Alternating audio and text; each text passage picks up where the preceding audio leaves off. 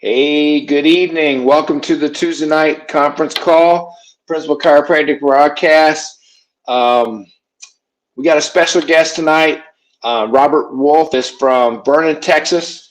Like me, he's been in practice for a long time before he came to DE. I'll get back to Robert in just a second. I want to do a couple things. One, make sure that if you have not registered for DE, you need to do it now. This looks like it's going to be one of the largest DEs we've had in years. It's in Clearwater Beach, Florida. It's April 15th through the 18th, and it sounds like the hotel book is the block is booked, and we're actually getting people in another hotel because there's so many people coming. So it's exciting that people are going to be coming together. We're going to get together in person in a beautiful area of Clearwater Beach, Florida. I've never been there. So excited to have be there.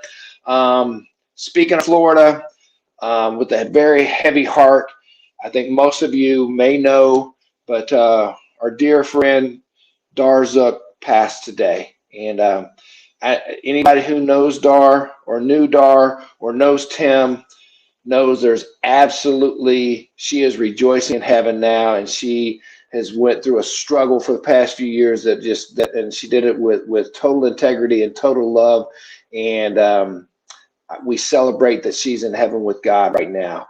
But our heart is heavy for Tim and his family, and everyone who loves Dar is going to miss Dar.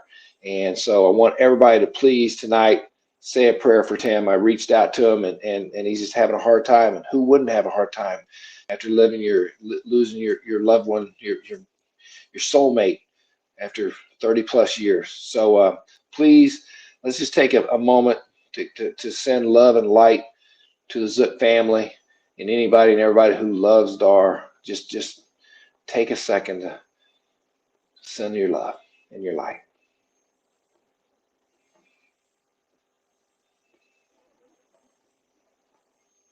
Amen. God bless you, girl. God bless you, Tim. God bless you all. All right. So our speaker tonight came to his first DE 2 DEs ago, and it rocked his world. It's changed his world. And like me, his second DE, he brought a whole bunch of folks with him. And he's on a mission to bring people to DE because it changed his world. So from Vernon, Texas, let's give it up for Robert Wolff. Robert.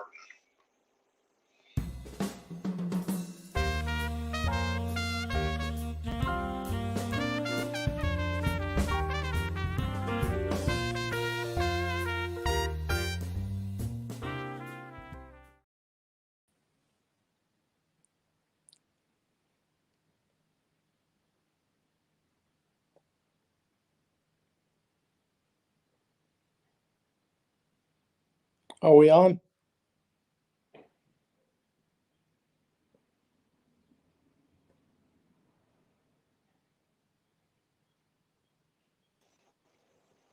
You're on, man. Go ahead. Go ahead. We can hear you.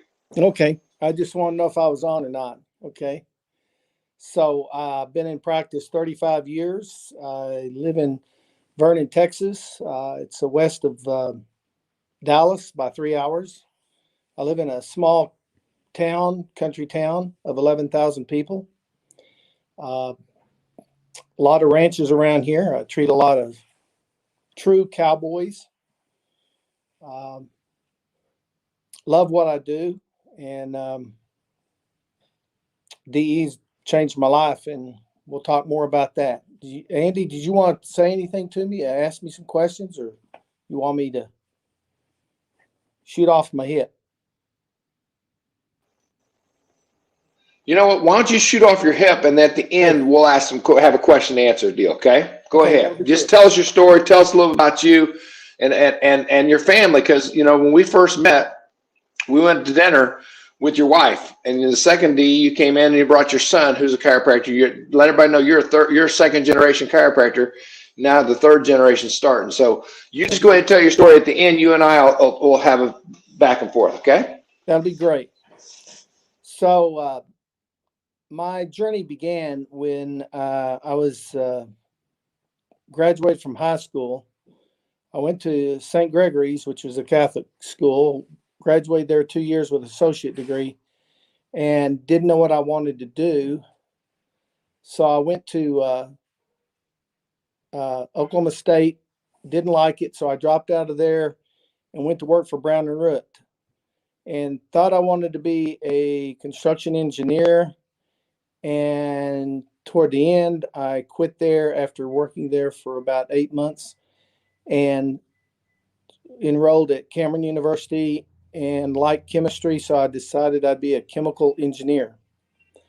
My dad was a chiropractor all these years. He graduated from Lincoln Chiropractic in Lombard, Illinois. And at the time he graduated, he started practicing in Duncan, Oklahoma. And everything he learned was to be a doctor for the people. So in his practice, how he practiced, he had 2 colonic machines. He had a steam bath that you lay down in, and he had acupuncture. He had electrical stim, ultrasound. He had everything you could imagine, even a rolling table. And he had pamphlets in his waiting room that said sciatica, gastric problems, you name it. He had all these pamphlets in there, but none of them mentioned subluxation at all. So when I started going to Cameron University to become a chemical engineer on the end, almost toward the end of the first semester, I was almost finished. They had a career day at Texas Chiropractic College, and he drove me down there. And on the way back, there was a snowstorm that took us about almost double the time to get home. And so we had a lot of chance to talk. And my dad wanted me to go to chiropractic school. And he said that would be a all right school to go to. So I didn't know whether I should continue with chemical engineering or chiropractic. So I chose chiropractic because I didn't know what it was about. And I said, well, at least I'll go and learn about it. And my dad paid for the first tuition. So I said, well, if I don't like it the first time, I'll get out of it. So after the first semester of chiropractic school at TCC, I kind of liked it. It intrigued me. And I continued with it and graduated from TCC in '85. And our dean was Dr. Moley. And great people there. It was more like a meta practitioner. So when I got out and started opening up, looking for a place to go, I went with my dad, and my dad said, okay. And when I walked into his office, he started his business in 1953, built his office in 1956. And the same tiles that were in there in 56 were there when I graduated in '85. And I said, Dad, you got to do something about this place. You got to spruce it up before I come in. He said, I don't want to do that. And I said, well, I don't think I'm going to be here. So I didn't go there. So I said, do you know any chiropractors around that I could be an associate with? So he talked to Dr. Bob Burdick over in Altus, Oklahoma. And I went over there and I started working with Dr. Bob Burdick. Well, he practiced real similar to my dad, except he didn't have a lot of therapies, just a couple of them. But he did have a lot of patient flow. So I like that. And I worked there for a year, and then he asked me to buy the business, and I was reluctant to buy the business because it was in a residential section and not very populated place. So I started looking, and several of the patients that I had at that time came from Vernon, Texas. So I came over here, and there was just one elderly chiropractor here only. So I came over here and opened up my doors with hardly anything in my pocket and started it from scratch. So I really didn't get the training that I should have, but I just opened up. My first year I did pretty good. I started seeing, I'd say probably three months into it, I started seeing about 20 people a day to 25, 30. I thought I was doing pretty good. And I would have my ups and I had my downs. I started going to many of the like anyone else back then, management firms. Had joined quite a few. I'm not going to mention them, but spent lots of money with them, and did somewhat good and then somewhat bad in a lot of those. Had a bad time with Blue Cross and Blue Shield one year, and took me down. I got depressed, and my practice went down. I didn't know what to do. I didn't know about DE then. Otherwise, I wouldn't have not had any depression. And came out of that. My wife, bless her heart, she's my second nature. She is my definitely soulmate and helpmate. And Tim, I understand you lost. I don't understand it fully, but I feel for you, brother. But I I got help through my wife, and after that process of going through that difficult time, I started still practicing the same way.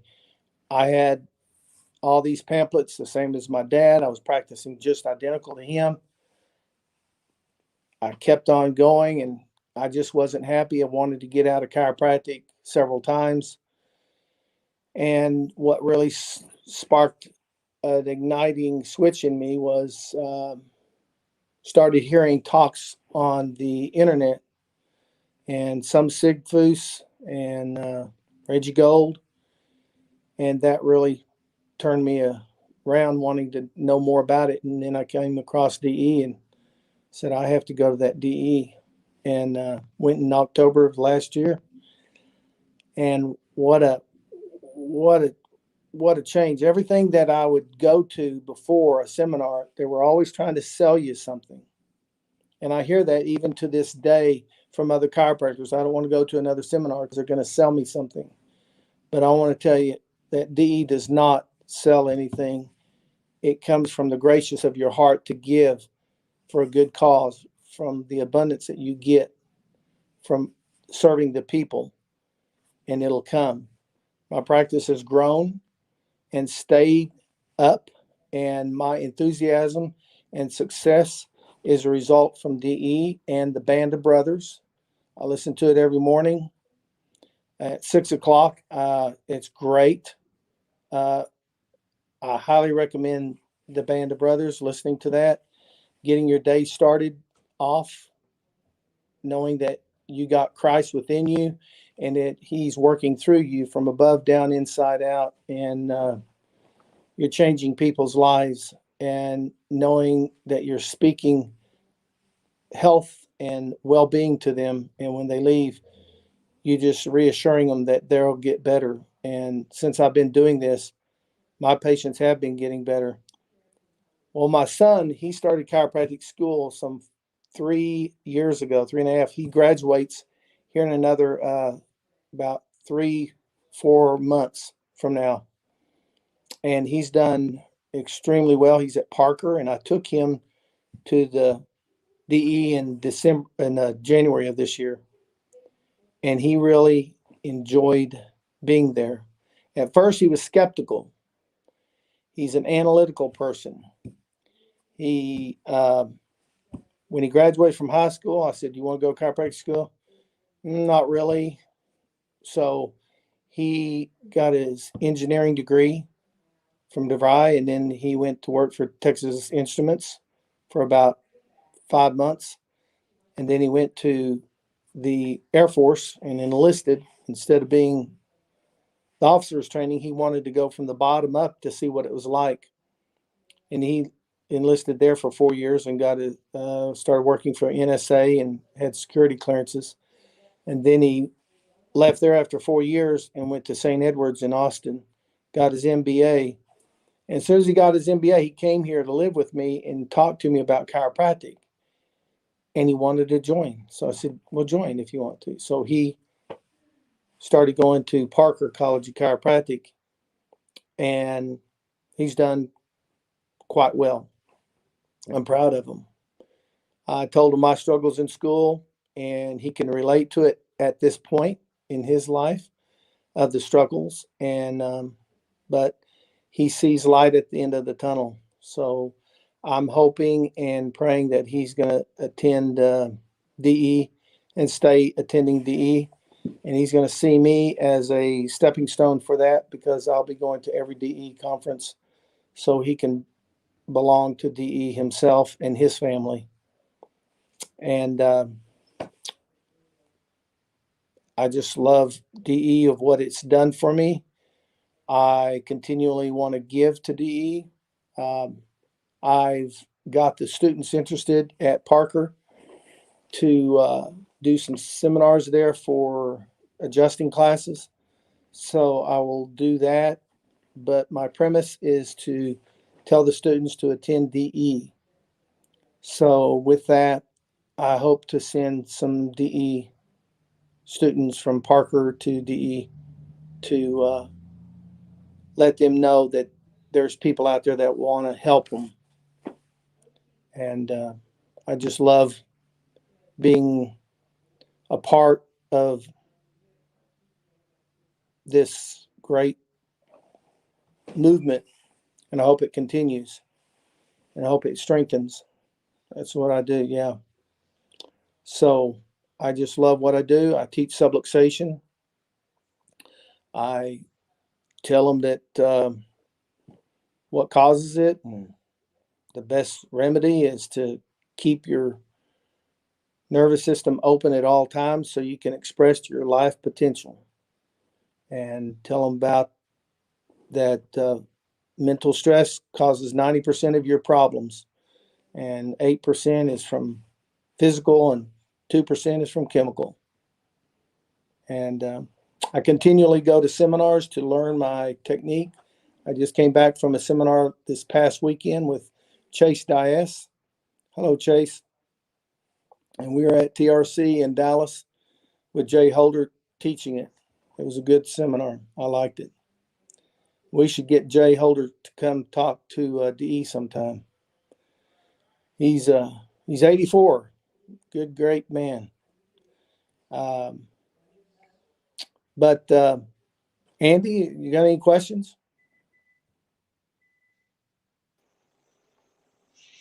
Yes. Great job, man. I want to touch a few things that we discussed. Okay, so your practice. I mean, when you first came to DE, you were already in a transitioning state, but you were ready for change, weren't you? Oh, I was desperately in change because I wanted to quit. I was Yeah. wanting to just sell all and work for the joint. That's really what I wanted to do, but not after coming to DE. It just sparked me to say, "Oh, this is not what I want to do. I want to, I want to, I want to know that I want to help these people in a different way than I had been treating myself." So the upper Yeah. cervical started getting into my head when I started going to DE, and I started doing upper cervical a little more. I took more time with finding the listing of C1 and C2, and it was getting better results and leaving everything else alone, maybe one or two at the most, but I would never adjust more than 3 segments. And I was getting better results, and I still get better results. The fewer I adjust, the better results I get. So that really changed me when I went to DE at that point. But I had all this therapy that I was kind of hardly ever using it. I have a brand new decompression table I don't use anymore. I don't even know when the last time I used it, probably about a year ago. So all this is just in the office, just sitting there. I'll probably go into selling it. I don't use it anymore. I think I can help more people by not using it than I can using it. Well, kind of like what you said, less is more, and you don't want to overstimulate the nerve system, right? That's Yeah, oh, I I, exactly. I see you paralleling me because I was in practice 20 years when I got to DE, and it's like saved my chiropractic soul. And you're saying, hey, you were ready just to sell out. And I remember your beautiful wife sitting with me, with us, and your CA, with the three of us sitting at dinner, and I know I could see fear, especially. I mean, the girls were wanting to do it but afraid to do it, and you were just like, hey, I can't do this anymore, and I remember when I left the first DE, the first two DEs, was so uncomfortable in my skin with where I was, and I wanted to get to how where DE was and what DE was. And I had no idea how to get there, and you've contacted me. I know you called Chase Dice. I know you've done everything. And what I want people out there who are maybe not having the practice of their dreams, listen to what you're saying is you took action, man. I mean, you immediately took action and started asking questions, got on the breath calls every day. You're texting back and forth saying, hey, what about this? What about this? Simple things, and people are there to help you, right? Is that what you've Right, experienced? exactly. You helped me a lot that time when you said you'll go eat with us, and I don't mind buying anyone's dinner that helps me. And you actually talked a lot of sense, and you gave me some things to tell me to do. And when I got back, I did them, and the therapies are basically all gone. Uh, just I just there's it's almost like a crutch, not really a crutch, but I have these people coming in periodically, and they know what I've done in the past, and they go, "Hey, doc, I've had this pneumonia, and it's been going on for 3 weeks. You have that? You still have that diathermy that you put on me? Because after 3 treatments, my pneumonia went away." And I said, "Well, I'll pull it out, and I have to pull it out, put them on it 3 days in a row, and then they're back on track with getting their regular adjustments." And I've noticed that most of my patients that were monthly now are weekly. So that's really helped. And when I got back from DE the first time, I told my girls I wanted to see 200, and I said I want to make that happen within a month after getting back. Well, at that time I was only seeing about 138, maybe a good day 149. Well, within a month I was seeing 200, so that really helped making goals. And the only thing I'd regret is not doing this sooner. But this is life. I've learned a lot, and I've got another 20 years to see. I'd really, my goal is to see 300. When I hit 300, to see what I can do 400. Age is nothing to me. As long as you keep good care of your body and exercise, you're going to be able to do better in life. It's those people that don't exercise when they get older that I see them not being able to reach their potential even in their senior years and help more people. Yeah. Well, so one, I wanted to speak to the people out listening. He took action, massive action, and it was scary for him. I remember how scary your wife and your CA were, about like, okay, we want to do this, but this is the way we've been doing things for 20, 30 years, right? That's a scary jump, but Yeah. leap of faith. And I'm telling you, from talking to now probably dozens, if not 100 other chiropractors, you talk to them and then they, but, or reason why they can't do it. But you took actions, and and the people who do take the action, man, they just rock it. And I appreciate it. I know how You're much you love 100%. DE. You're Go ahead. 100% right about rocking it. I just came from Texas Chiropractic College, which was more. There was no philosophy hardly. Our main philosophy book was anything can cause anything by drain, and it didn't have the premise of the green books, subluxation based. Um, Yeah. oh, what a wonderful thing it was! Well, I And I mean, was able to ACA, and now it's ICA, yeah, 100%. yeah. I mean, you're all in. And Only. when you're all in, results come. Success leaves clues. Just let it go. That's so good. And now you're bringing students, you're bringing people, and that enthusiasm is contagious. And in our world today, we need people who are contagious, right? Contagious for the right reasons. Absolutely, absolutely. My goal is to get a lot of people to DE that are students so they can start off correct and not be what I was when I graduated. I am on a mission to stop that from happening to anyone else. Yeah, yeah. And people who've been practicing 20, 30 years, because like you and I, Oh maybe yeah, we're if I slow learned, learners, right? But once the fire's turned on, man, you can't turn it off. You can't. Once it's ignited, I'm working on it's 2 eternal. chiropractors in Wichita Falls to come with me. Awesome, awesome. Well, thank you for sharing your story. Appreciate it. I can see from the feed in here, a lot of people are fired up for it. I love you, man. I can't wait for everybody to see everybody in Clearwater Beach here in April 15th through the 18th. And again, as we close tonight, let's all make sure you just send Tim Zook and his family love and light, because it's hard. I just couldn't imagine the pain he's going through, and everybody, if you've ever met Tim, you know his heart is wide open, and his heart is broken tonight. So send him some love and light, and we'll see you all next week. Love you. God Good bless. job, Robert. Love you, man. God Great bless. job. Thank you.